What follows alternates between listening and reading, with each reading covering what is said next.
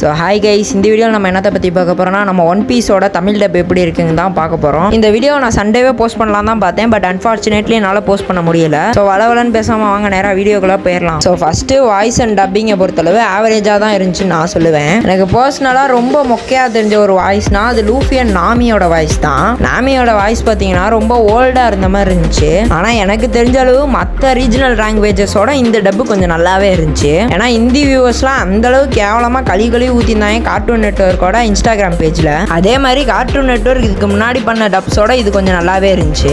எனக்கு தெரிஞ்சு இருக்கிற ஸ்டாப்ஸை வச்சே இந்த மாதிரி வேலையை பார்த்துருப்பாங்கன்னு நினைக்கிறேன் இந்த கார்ட்டூன் நெட்வொர்க் பேருங்க. இந்த லூஃபியோட சென்சைன்னு சொல்லிட்டு ஒருத்தர் வருவார். அவர் என்னன்னா திருநெல்வேலி ஸ்லாங்கில் பேசுகிறாரு. ஏன்னா அந்த மாதிரி ஸ்லாங் சேஞ்ச் பண்ணி பேசுறது கார்ட்டூனில் தான் இருக்குமே தவிர அனிமேல இருக்காது. பட் இந்த ஒரு புது முயற்சி நல்லாவே இருந்துச்சுன்னு நான் சொல்லுவேன். இப்போ லூஃபி வாய்ஸுக்கு வந்தோம் வைங்களேன், லூஃபி வாய்ஸ் சுத்தமாக எனக்கு தெரிஞ்சு லூஃபிக்கு செட்டே ஆகலை. இந்த மாதிரி கொஞ்சம் விஷயத்த இன்னும் கொஞ்சம் நல்லா பண்ணியிருந்தாங்கன்னா இன்னுமே நல்லா இருந்திருக்கும் இந்த டப்பிங்கு. இந்த டப்பிங்லேயே ஒருத்தான ஒரு வாய்ஸ் எதுன்னு கேட்டிங்கன்னா அது நம்ம ஜோரோவோட வாய்ஸ் தான். ஜோரோக்கு மட்டும்தான் கேரக்டருக்கு ஏற்ற மாதிரி வாய்ஸே கொடுத்துருக்காங்க. அப்புறம் இன்னொரு கார்பெண்டர் தலைவர் ஒருத்தர் வருவார் தெரியுமா, அவரோட வாய்ஸுமே நல்லா இருந்துச்சு.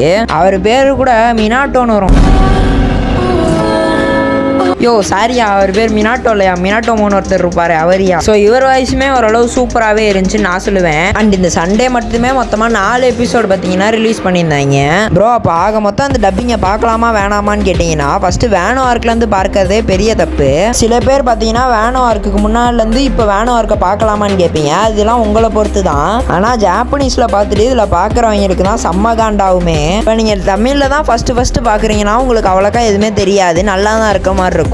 இந்த டப்பிங்கை பார்த்துட்டு தான் நிறைய பேர் சோனி ஐக்கு அதிகமான ரெஸ்பெக்ட் பண்றாங்களே. ஸோ ஃபைனலி என்னோட ரேட்டிங் எவ்வளோன்னு பார்த்தீங்கன்னா இதுக்கு நான் 6 out of 10 தருவேன். 6ங்கிறதே இந்த டப்பிங்க்கு ஓரளவு அதிகம் தான். ஸோ இந்த டப்பிங்க்கு நீங்கள் எவ்வளோ ரேட்டிங் தருவீங்கன்னு மறக்காம கமெண்ட் பண்ணிட்டு போயிருங்க ஃப்ரெண்ட்ஸ். ஸோ அவ்வளோதான், இந்த வீடியோ இதோட முடிச்சுக்கிறேன். இந்த வீடியோ பிடிச்சிருந்துச்சுன்னா எப்பயும் என்ன பண்ணுவீங்களோ அதெல்லாம் பண்ணி விட்டு போயிருங்க. ஸோ வரட்டா.